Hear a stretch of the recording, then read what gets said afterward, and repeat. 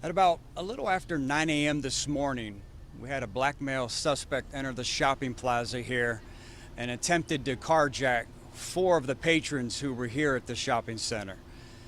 Luckily and fortunately, those victims had their car doors locked, and the suspect then went on to trying to get into some of the local businesses. A couple of the business owners and employees even saw the man approaching, who was armed with a semi-automatic handgun, try to enter a couple different businesses. A couple of them even grabbed the door and were trying to secure the door to deny access to this suspect getting into the local businesses.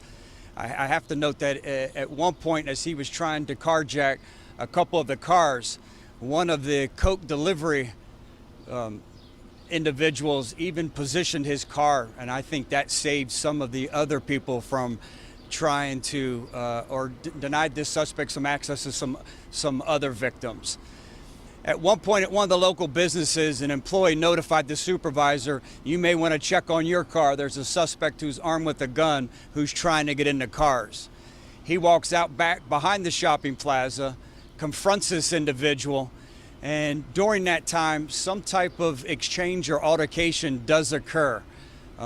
During that time, the supervisor at the business, who possessed a firearm legally, discharged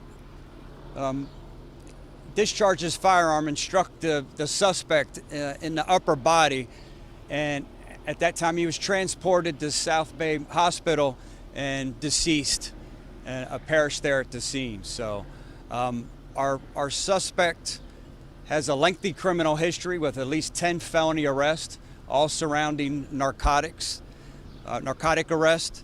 We will release his information once we're able to notify next of kin. Any questions at this point? Again, this is extremely fluid and preliminary, as you can see behind me, as homicides just arrived on scene. We've just obtained some search warrants. Obviously, we do have some camera and surveillance footage that we will be taking a look at.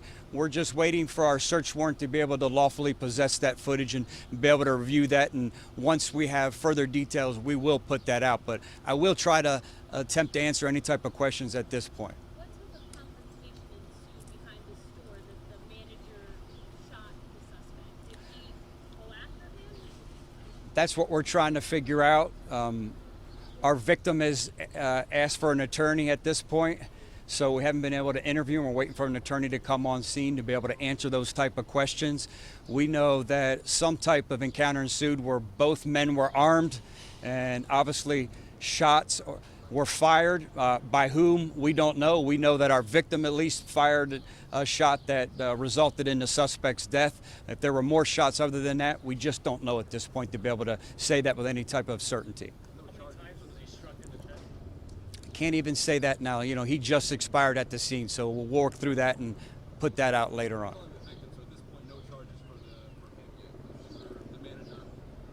No charges on our victim at this point. We're calling him a victim until we can examine the surveillance footage and interview a few more witnesses, and then we'll make that determination. But at this point, he is still a victim.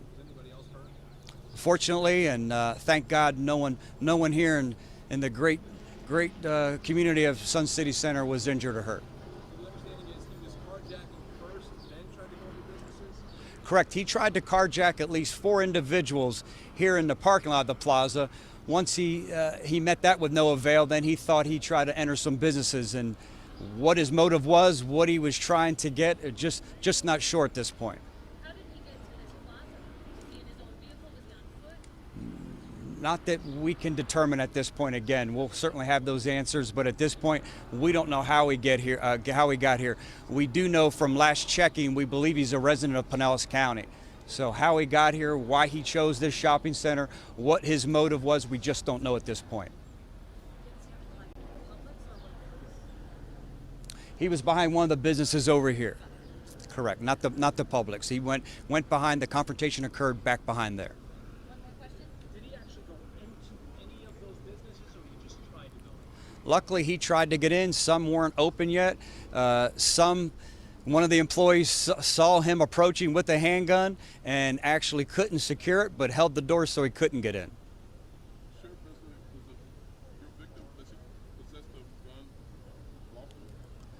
He does possess the gun lawfully. We don't believe he has a concealed weapons permit, which he wouldn't have needed at this point, but he was in lawful ownership of that firearm. All right, everyone, have a great day.